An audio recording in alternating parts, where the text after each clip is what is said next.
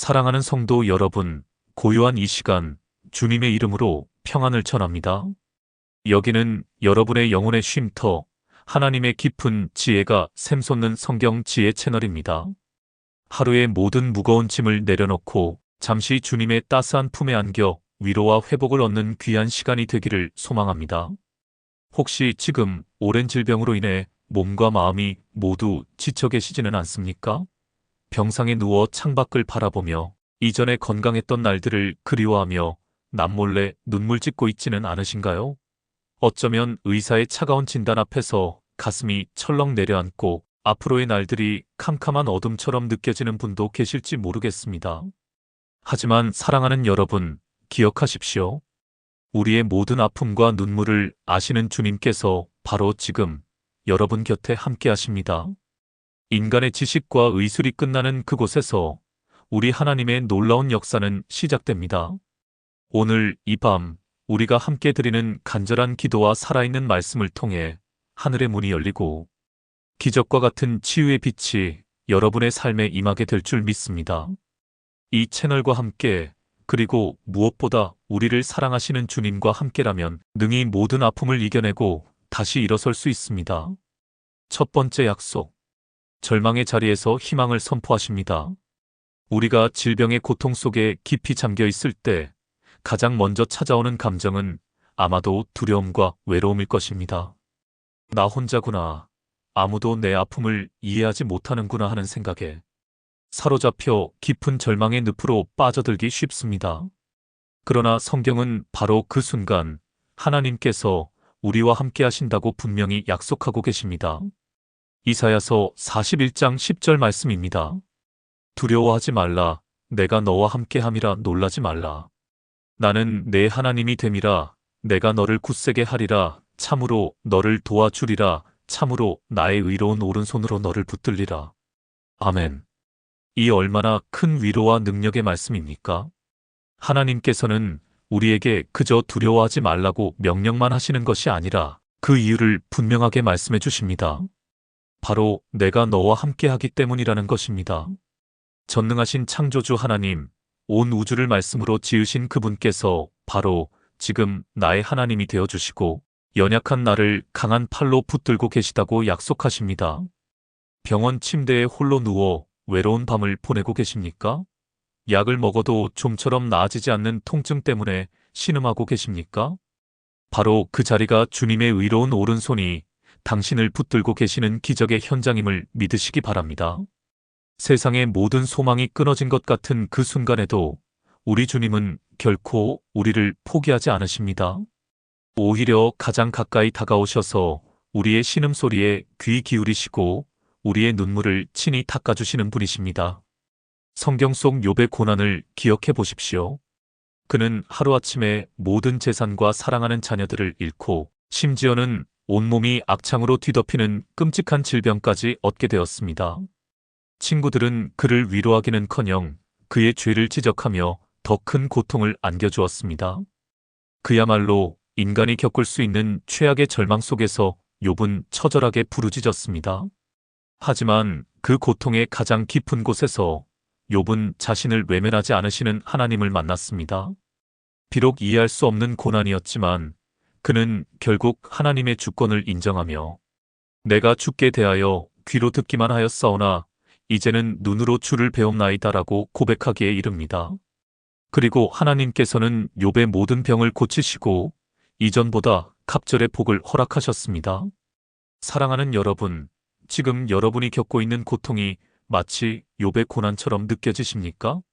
끝이 보이지 않는 터널 속에 갇힌 것 같으십니까? 바로 그 자리에서 욥의 하나님을 만나시기를 축복합니다. 나를 향한 하나님의 선하신 계획을 신뢰하며 두려워하지 말라. 내가 너와 함께함이라는 주님의 음성을 들으십시오. 절망이 변하여 희망이 되고 탄식이 변하여 찬송이 되는 놀라운 역사가 여러분의 삶 가운데 반드시 일어나게 될 것입니다. 두 번째 증거. 믿음의 기도는 병든 자를 구원합니다. 하나님께서는 우리에게 치유를 약속하실 뿐만 아니라 그 치유를 경험할 수 있는 구체적인 방법을 알려주셨습니다. 그것은 바로 믿음의 기도입니다. 많은 사람들이 기도는 하지만 그 기도가 정말로 능력이 있다는 사실을 온전히 믿지 못할 때가 많습니다. 그러나 성경은 믿음으로 드리는 기도가 얼마나 큰 힘을 발휘하는지 분명하게 증언하고 있습니다. 야고보서 5장 15절과 16절 말씀입니다. 믿음의 기도는 병든 자를 구원하리니 주께서 그를 일으키시리라. 혹시 죄를 범하였을지라도 사심을 받으리라. 그러므로 너희 죄를 서로 고백하며 병이 낫기를 위하여 서로 기도하라. 의인의 간구는 역사하는 힘이 큼이니라. 이 말씀은 우리에게 세 가지 중요한 사실을 가르쳐 줍니다. 첫째, 구원은 믿음의 기도에서 비롯된다는 것입니다.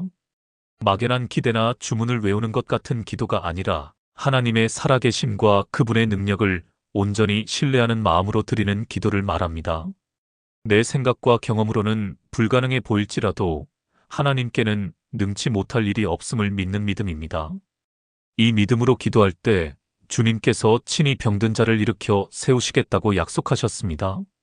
둘째, 치유는 종종 죄의 고백과 용서와 연결되어 있다는 것입니다. 물론 모든 질병이 죄 때문에 생기는 것은 아닙니다.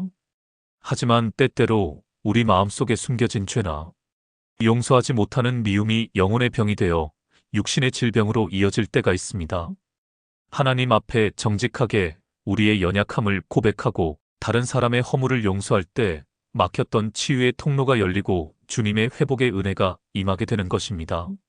셋째, 서로를 위해 기도하는 중보기도의 능력이 매우 크다는 사실입니다. 나 혼자만의 힘으로 기도하기 벅찰 때 믿음의 동역자들이 함께 마음을 모아 기도해 주는 것은 엄청난 힘이 됩니다. 의인의 간구는 역사하는 힘이 크다는 말씀처럼 서로의 아픔을 자신의 아픔처럼 여기며 간절히 기도할 때 하나님께서는 그 기도를 기쁘게 들으시고 놀랍게 응답해 주십니다. 제가 아는 한 권사님은 몇 년 전 갑작스럽게 말기 암 선고를 받으셨습니다. 담당 의사는 더 이상 손쓸 방법이 없다며 마음의 준비를 하라고 말했습니다. 가족들은 깊은 절망에 빠졌고 권사님 자신도 죽음의 그림자 앞에서 두려움에 떨었습니다. 하지만 그 순간 권사님과 가족들 그리고 온 교회 성도들이 한마음으로 야고보서 5장 말씀을 붙들고 기도하기 시작했습니다. 매일 밤 철야 기도가 이어졌고 새벽마다 교회의 기도실은 눈물의 기도로 가득 찼습니다. 그들은 의사의 진단이 아니라 믿음의 기도는 병든 자를 구원하리니 주께서 그를 일으키시리라는 하나님의 약속을 믿었습니다. 몇 달 후 정기 검진을 위해 병원을 찾은 권사님에게 놀라운 일이 일어났습니다. 의사는 검사 결과를 몇 번이고 확인하며 고개를 갸웃거리더니 도저히 믿을 수 없다는 표정으로 말했습니다. 몸 안에 있던 암세포가 모두 깨끗하게 사라졌습니다. 의학적으로는 설명할 수 없는 기적입니다. 할렐루야. 살아계신 하나님께서 당신의 약속을 신실하게 지키신 것입니다. 절망의 자리에서 믿음으로 드린 기도가 죽어가던 생명을 다시 살렸습니다. 이 간증은 먼 나라의 이야기가 아닙니다. 바로 오늘 이 말씀을 듣고 믿음으로 기도하는 여러분의 삶에도 동일하게 일어날 수 있는 하나님의 살아있는 역사입니다. 세 번째 능력, 말씀에 담긴 치유의 생명력. 우리가 육신의 건강을 위해 좋은 음식을 챙겨 먹고 영양제를 복용하는 것처럼 우리의 영혼과 육체를 온전히 건강하게 하는 영적인 양식이 있습니다. 그것은 바로 살아있는 하나님의 말씀입니다. 많은 사람들이 성경을 단순히 좋은 교훈이 담긴 책 정도로 생각하지만 성경은 그 이상의 능력을 가지고 있습니다. 하나님의 말씀은 생명력이 있어 우리의 가장 깊은 곳까지 파고들어와 치유하고 회복시키는 힘을 가지고 있습니다. 잠언 4장 20절에서 22절은 이렇게 말씀합니다. 내 아들아, 내 말에 주의하며 내가 말하는 것에 내 귀를 기울이라. 그것을 내 눈에서 떠나게 하지 말며 내 마음속에 지키라. 그것은 얻는 자에게 생명이 되며 그의 온 육체의 건강이 됨이니라. 이 말씀은 하나님의 말씀을 대하는 우리의 자세에 대해 구체적으로 알려주고 있습니다. 먼저 주의하며 귀를 기울이라고 하십니다. 이는 건성으로 듣거나 한 귀로 듣고 한 귀로 흘려버리는 것이 아니라 온 마음과 정신을 집중하여 하나님의 음성에 귀를 기울이는 태도를 의미합니다. 지금 이 순간 여러분이 편안한 자세로 이 말씀을 듣고 계시는 것처럼 하나님의 세미한 음성에 집중하는 것입니다. 다음으로 내 눈에서 떠나게 하지 말며 내 마음 속에 지키라고 하십니다. 말씀을 눈으로 꾸준히 읽고 그 말씀을 잊어버리지 않도록 마음 깊은 곳에 새기라는 뜻입니다. 마치 소중한 보물을 간직하듯 하나님의 약속의 말씀을 마음에 품고 계속해서 되새기고 묵상하는 것입니다. 이것이 바로 묵상의 능력입니다. 부정적인 생각이나 세상의 염려가 우리 마음을 지배하도록 내버려 두는 것이 아니라 생명의 말씀이 우리의 생각과 마음을 다스리도록 자리를 내어드리는 것입니다. 그렇게 할 때 어떤 결과가 나타납니까? 22절은 분명히 약속합니다. 그것은 얻는 자에게 생명이 되며 그의 온 육체의 건강이 됨이니라. 하나님의 말씀은 단순히 우리의 정신에 위로를 주는 것을 넘어 우리의 육체의 실질적인 건강과 치유를 가져다주는 생명의 능력이 있다는 것입니다. 말씀 자체가 우리를 위한 가장 완벽한 처방전이요, 가장 효과적인 치료제인 셈입니다. 시편의 기자 다윗은 그의 인생에서 수많은 질병과 고통, 원수들의 공격으로 인해 죽음의 위기를 여러 번 겪었습니다. 그는 그럴 때마다 약이나 사람을 의지하기보다 하나님의 말씀을 붙들고 부르짖었습니다. 시편 107편 20절은 이렇게 고백합니다. 그가 그의 말씀을 보내어 그들을 고치시고 위험한 지경에서 건지시는도다. 다윗은 하나님의 말씀이 직접 자신에게 임하여 병을 고치고 죽을 고비에서 건져내는 능력이 있음을 삶으로 직접 체험했던 것입니다. 또한 시편 119편 50절에서는 이 말씀은 나의 고난 중의 위로라. 주의 말씀이 나를 살리셨기 때문이니이다라고 고백합니다. 극심한 고난 속에서 그를 절망으로부터 건져내고 다시 살게 한 힘이 바로 주의 말씀이었다는 고백입니다. 지금 질병의 고통 중에 계신 여러분, 혹시 진통제에만 의존하고 계시지는 않습니까? 의사의 말 한마디에 천국과 지옥을 오가고 있지는 않으신가요? 물론 현대의학의 도움도 받아야 합니다.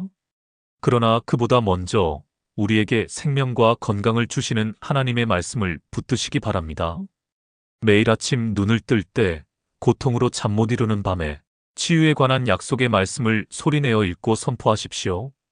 채찍에 맞음으로 우리는 나음을 받았도다. 이사야 535. 내 모든 병을 고치시며. 시편 1033. 나는 너희를 치료하는 여호와임이라. 출애굽기 1526.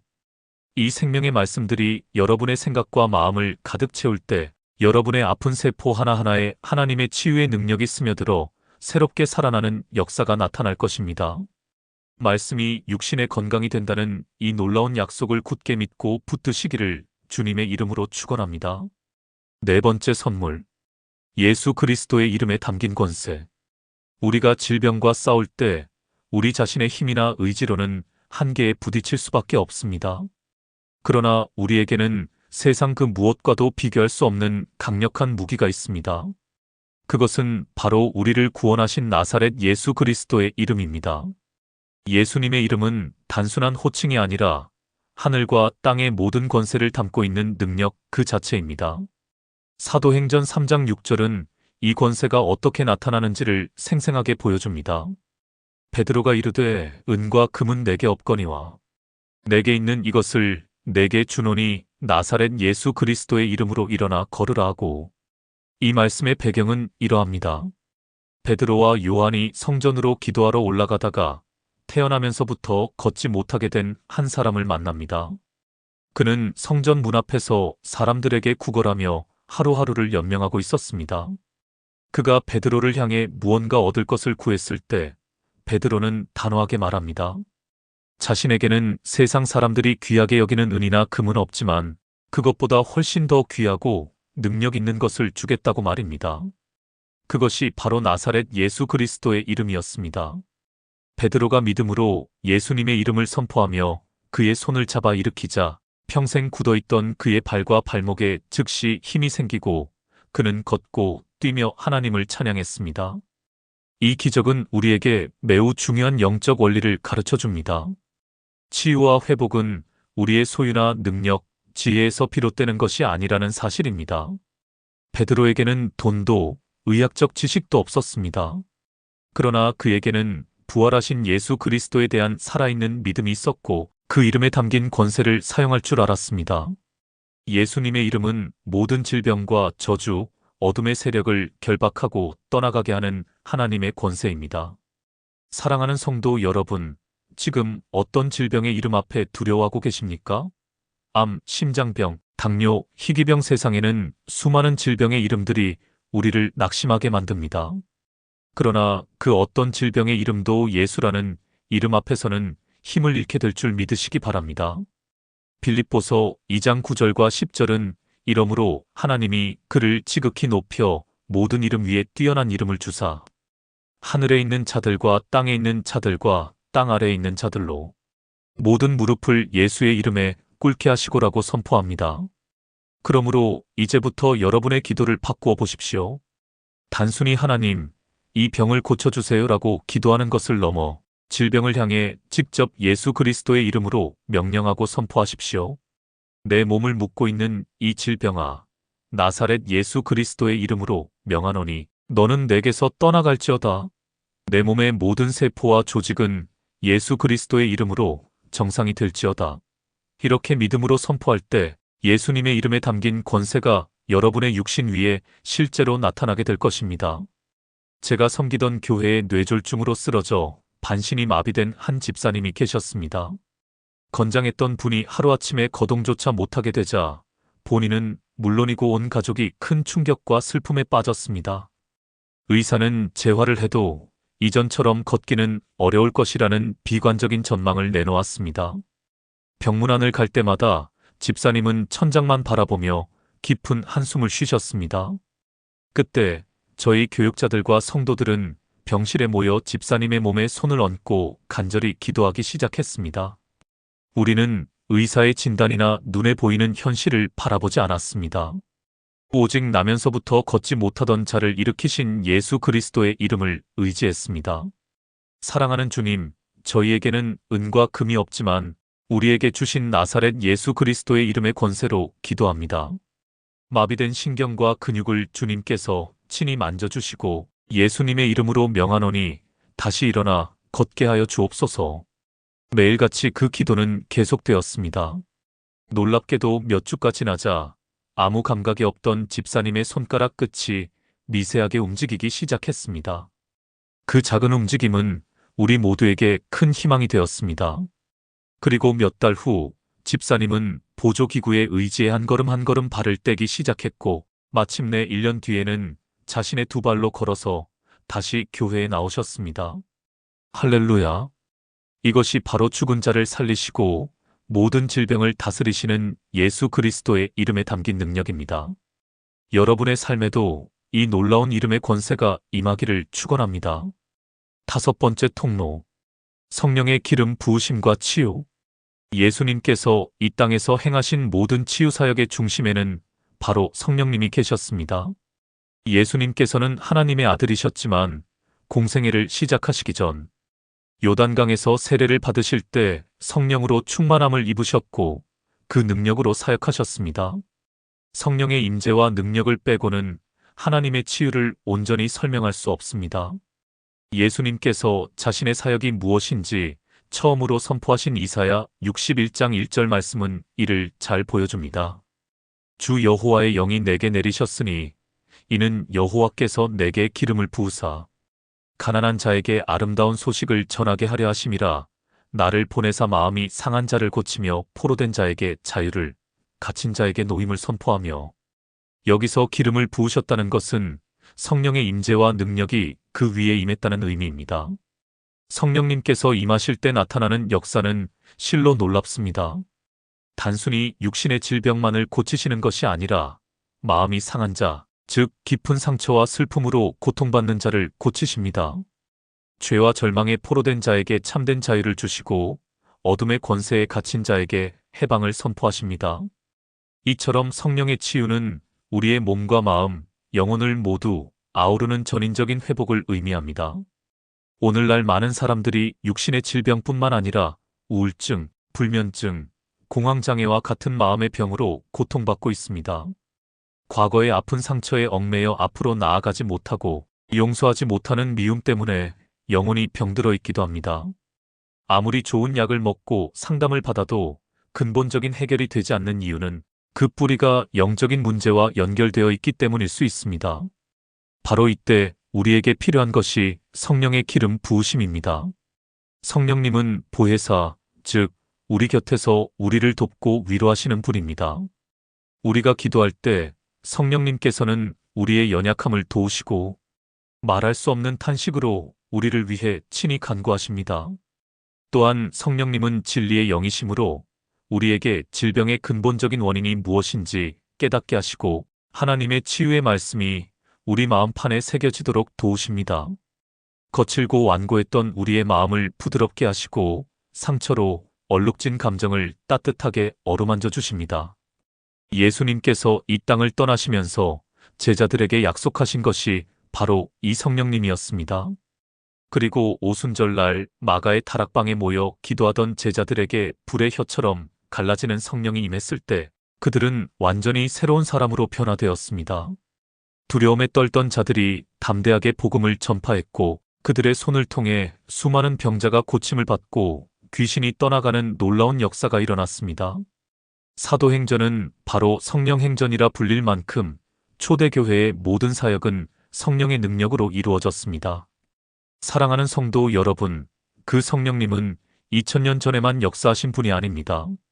바로 지금 이 시간에도 우리와 함께 하시며 우리를 만지시고 고치시기를 원하십니다. 지금 조용히 눈을 감고 여러분의 아픈 곳에 손을 얹어 보십시오. 그리고 성령님을 간절히 초청하며 기도하십시오. 성령 하나님, 지금 이곳에 임하여 주옵소서. 저의 머리부터 발끝까지 저의 상한 마음과 지친 영혼 위에 주님의 거룩한 기름을 부어 주옵소서. 예수님의 보혈로 저를 정결하게 하시고 모든 질병과 아픔의 뿌리를 성령의 불로 태워 주옵소서. 이렇게 간절히 구할 때 따스한 위로가 여러분의 마음을 감싸는 것을 느끼게 될 것입니다. 몸의 통증이 사라지고 알 수 없는 평안이 영혼을 가득 채우는 것을 경험하게 될 것입니다. 이것이 바로 성령님께서 주시는 치유의 은혜입니다. 육신의 질병뿐만 아니라 여러분을 얽매고 있는 모든 마음의 상처와 아픔까지도 성령의 능력 안에서 온전히 치유되고 자유케 되는 놀라운 역사가 있기를 주님의 이름으로 축복합니다. 6번째 비결. 감사의 고백이 기적을 낳습니다. 질병의 고통 속에 있을 때 감사라는 단어는 어쩌면 가장 멀게 느껴질 수 있습니다. 아픔으로 신음하는 상황에서 무엇을 감사할 수 있겠냐고 반문할지도 모릅니다.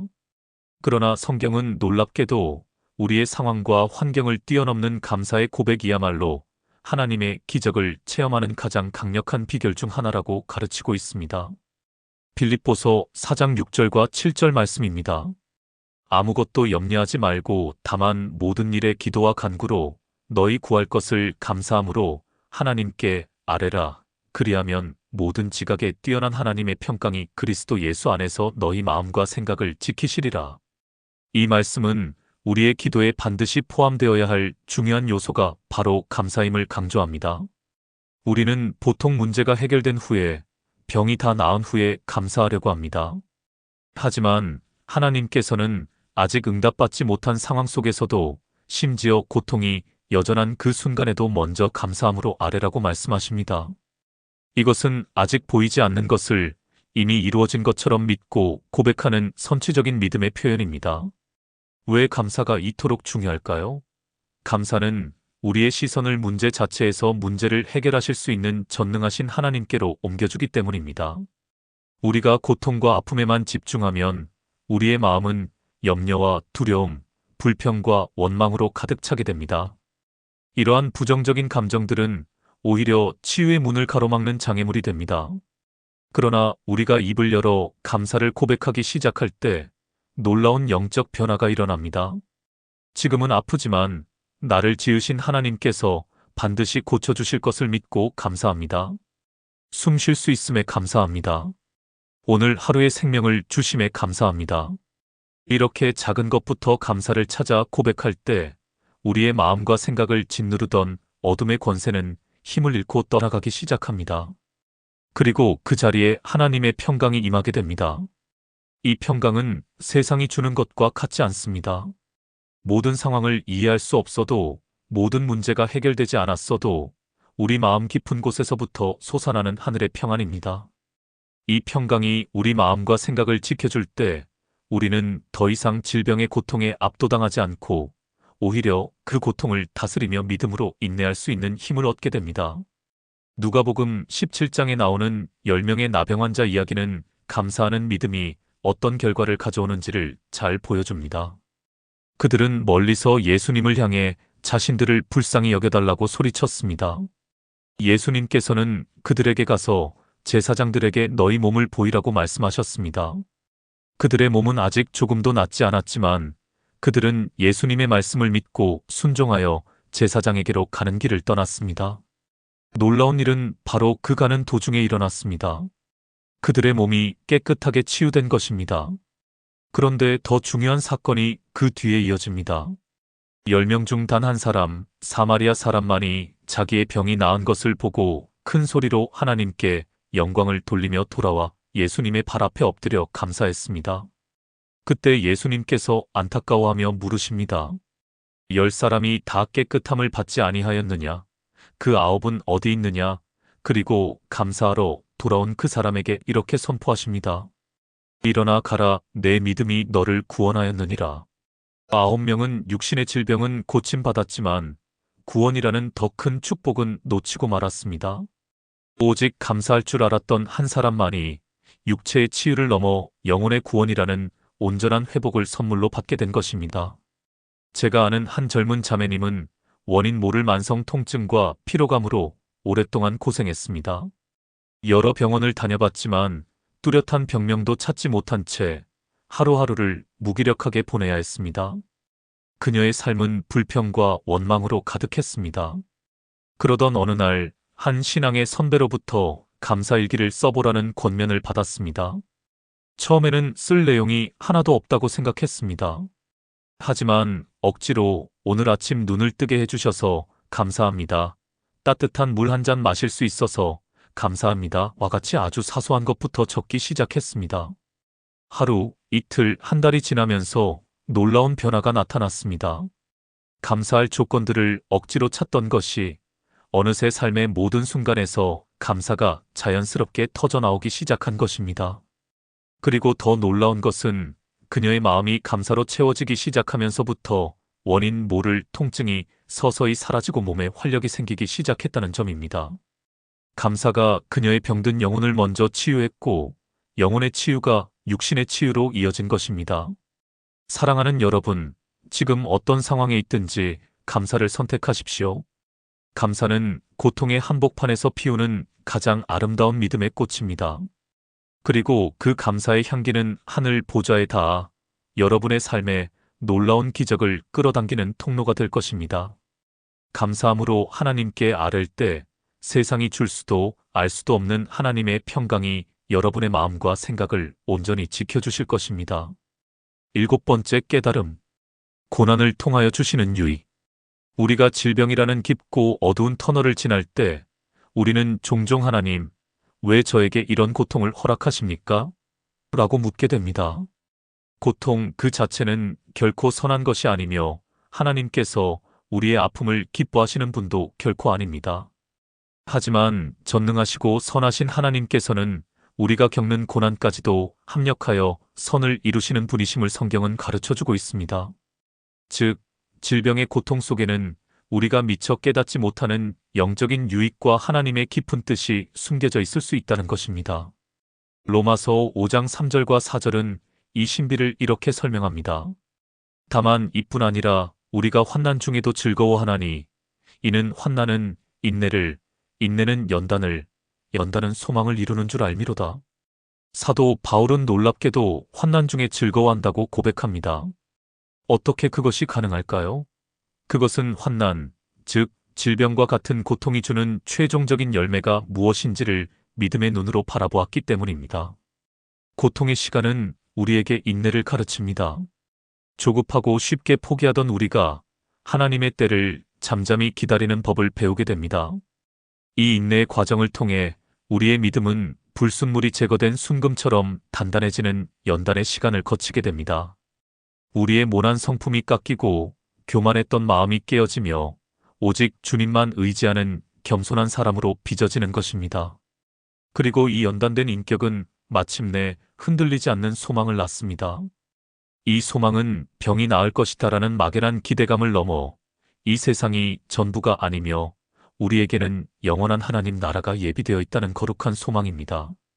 사도 바울 자신도 이 고난의 유익을 삶으로 직접 체험한 사람이었습니다. 그는 육체의 가시라고 표현한 지독한 질병을 앓고 있었습니다.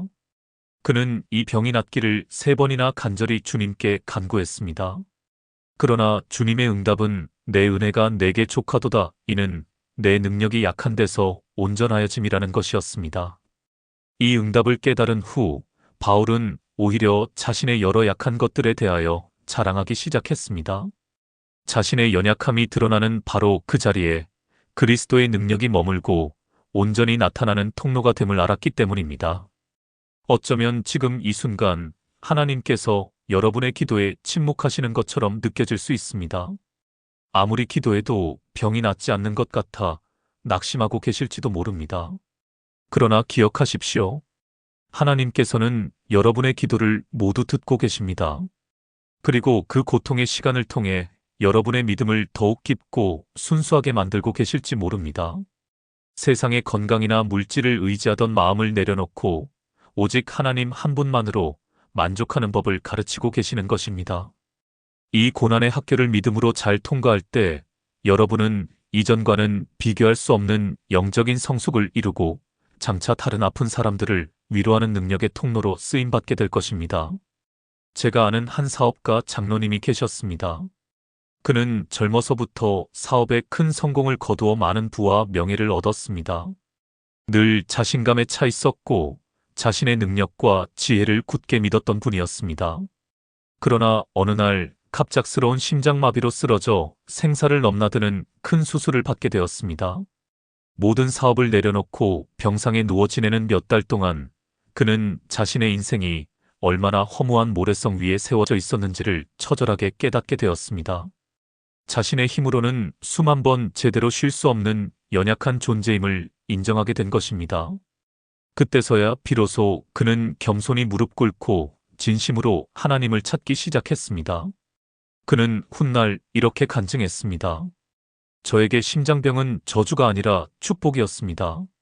그 병이 저의 교만을 깨뜨리고 제 인생의 주인이 내가 아니라 하나님이심을 가르쳐 주었습니다.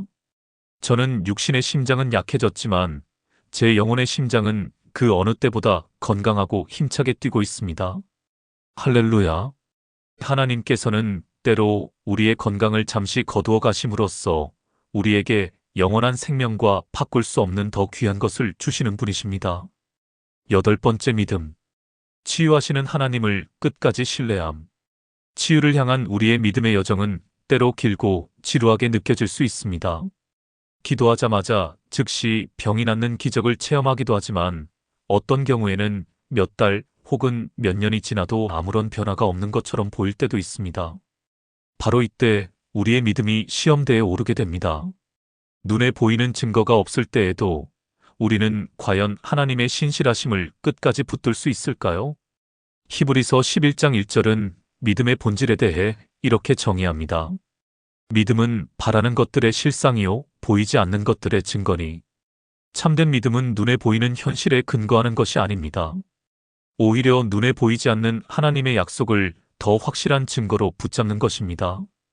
바라는 것들, 즉 하나님의 치유와 회복이 아직 내 손에 잡히지 않았을지라도 그것이 이미 나에게 주어진 실상임을 믿음의 눈으로 바라보는 것입니다. 이것이 바로 하나님께서 기뻐하시는 믿음입니다. 하나님께서는 성경 전체를 통해 당신을 여호와 라파, 곧 치유하시는 하나님이라고 계시하셨습니다. 이것은 하나님의 변치 않는 성품입니다. 그러므로 우리의 믿음은 병이 낫는 현상에 두는 것이 아니라 치유하시는 하나님, 그분 자신에게 두어야 합니다. 상황이 좋아지든 나빠지든 하나님의 선하심과 신실하심은 영원히 변치 않기 때문입니다. 그분은 가장 좋은 때에 가장 완벽한 방법으로 우리를 위해 일하고 계심을 신뢰하는 것입니다. 믿음의 조상 아브라함과 사라는 아들을 주시겠다는 하나님의 약속을 받고 무려 25년을 기다렸습니다. 인간적인 눈으로 볼 때 사라는 이미 나이가 많아 아이를 낳을 수 있는 가능성이 완전히 사라진 상태였습니다. 그녀의 몸은 소망 없는 죽은 몸과 같았습니다. 그러나 로마서 4장은 아브라함의 믿음에 대해 그가 100세나 되어 자기 몸이 죽은 것 같고 사라의 태가 죽은 것 같음을 알고도 믿음이 약하여지지 아니하고 믿음이 없어 하나님의 약속을 의심하지 않고 믿음으로 견고하여져서 하나님께 영광을 돌리며 약속하신 그것을 또한 능히 이루실 줄을 확신하였다고 증언합니다. 아브라함은 불가능한 현실을 바라보지 않고 불가능을 가능케 하시는 전능하신 하나님을 바라보았습니다. 그리고 마침내 그의 믿음대로 기적의 아들 이삭을 품에 안게 되었습니다. 혹시 오랫동안 낫지 않는 만성적인 질병으로 인해 지쳐 계십니까? 이제는 기도하는 것조차 포기하고 싶은 마음이 드십니까? 바로 지금이 아브라함의 믿음을 본받을 때입니다. 내 몸의 상태나 의사의 진단이 아닌 나는 너희를 치료하는 여호와임이라고 말씀하신 하나님의 약속 위에 굳게 서십시오. 그 약속을 의심하지 않고 끝까지 신뢰하며 나아갈 때 하나님께서는 반드시 여러분의 믿음에 응답하시고 영광을 받으실 것입니다. 제가 어릴 적 교회에 평생을 심한 관절염으로 고생하신 할머니 권사님이 한 분 계셨습니다.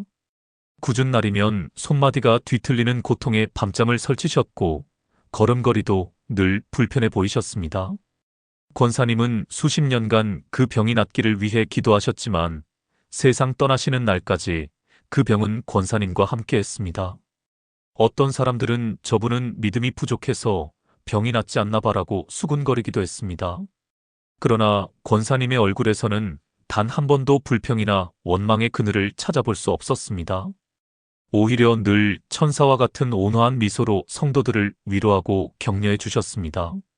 한 번은 제가 어린 마음의 권사님, 아프신데 어떻게 그렇게 항상 기뻐요? 라고 여쭈어 본 적이 있습니다. 그때 권사님께서 제 손을 꼭 잡으시며 이렇게 말씀하셨습니다. 얘야, 이 아픈 다리 때문에 나는 매일 천국을 소망하며 산단다. 이 땅에서는 이렇게 아프지만 장차 우리가 갈 하나님 나라에는 아픔도 눈물도 슬픔도 없다는 약속의 말씀이 얼마나 큰 위로가 되는지 몰라. 하나님께서 이 땅에서 병을 고쳐주시지 않은 데에는 더 좋은 계획이 있으시겠지.